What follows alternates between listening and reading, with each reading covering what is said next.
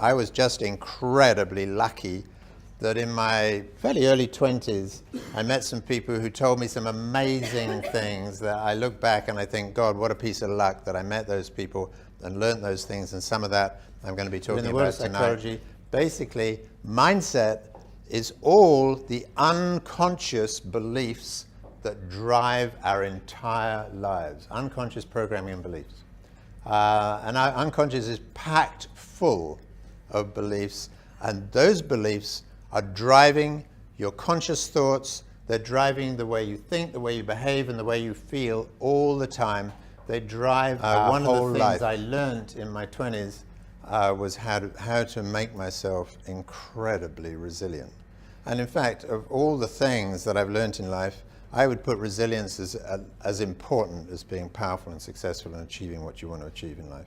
It's a huge asset to be able to let things ride over you and not be affected by things. In fact, I taught myself, from what I learned of these amazing people, how to eliminate negative thinking from my life, eliminate negative thoughts from my life. Sadly, I don't have time to tell you how to do that today, but I will tell you how you can find out later on in this talk. And it is an extraordinary thing. Let's say somebody comes to see me as a psychologist because he's got a problem. And let's say his problem is an anxiety problem. And let's say it's a phobia. And let's say it's a phobia of dogs. His daughter wants to get a dog. He's got a phobia of dogs, a really bad one. And his wife has said to him, hang on, we can't, we've got to fix this because our daughter wants a dog and you've got to go and fix your, so go and see this guy. Okay, so he comes and sees me. Straight away, I know, even before I talk to him, that what's driving his phobia is a belief. Does that make sense? It's obvious what the belief is. Okay, he's got a powerful belief that dogs are threatening or dangerous. So when he gets near a dog, that belief kicks in and drives his terror of dogs. Okay, so that's clear, no question. What I know you might not know is that that belief is unconscious. How do I know that? As a psychologist, I know that because all significant beliefs are unconscious. That's the first thing. And secondly, all beliefs that drive limitations in our life are certainly unconscious. I know that as a psychologist. But I can give you some evidence for what I've just said, that it's unconscious. It's quite clear, isn't it, because of the example I've chosen, that every day this guy is faced with heaps of evidence that dogs are safe.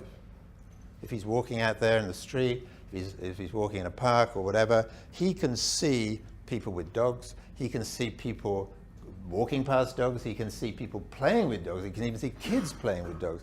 So he's got stacks of evidence pouring into his conscious mind all the time that dogs are safe.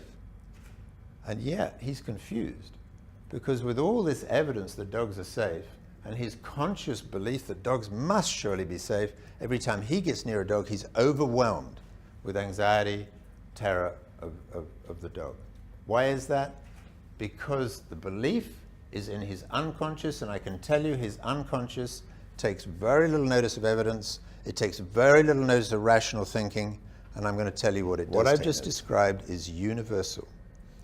Every single time you do what your mindset is telling you to do, you reinforce that mindset. There is no exception. Not one, not ever, none.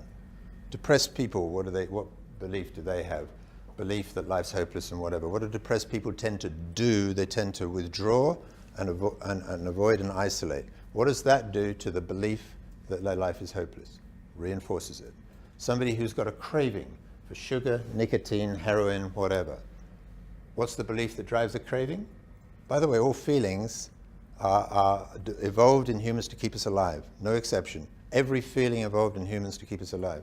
So why did a craving evolve in humans? If the body desperately needed something, magnesium, potassium, whatever, it would generate a craving and force us to go out and find it.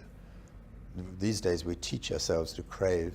How do we do that? By feeding ourselves with things until the brain believes it needs that substance. Okay, so the brain's got a belief that it needs something, it generates a craving. What do people do? Feed the craving. What does that do to the unconscious belief that's driving the craving? Reinforces it.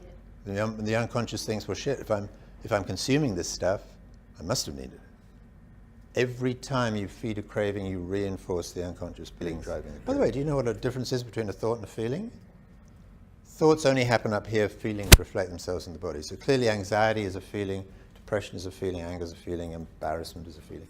Whereas worry, what do you think that is? Thought or a feeling? Worry. Worry. Having a worried thought. It's clearly a thought, not a feeling. Okay, so let me tell you something about feelings. Every feeling is safe. Nobody has ever been harmed by a feeling. Not once, not ever. That's the first thing to know about feelings. Anxiety doesn't harm you at all. Depression doesn't harm you. Okay, so people who are depressed sometimes harm themselves as a result of being depressed, yeah? But the depression, totally harmless. Cravings, totally harmless. Even feeling cold, by the way, totally and utterly harmless. That might surprise you. The point about feeling cold is that there's a source of the feeling. The source of feeling cold, what do you think that is? It's being cold. Being cold can kill you. Feeling, it's just a message from the body to the brain. It's totally harmless. Doesn't do anyone any harm at all. But the thing that affected his mindset directly was what he did.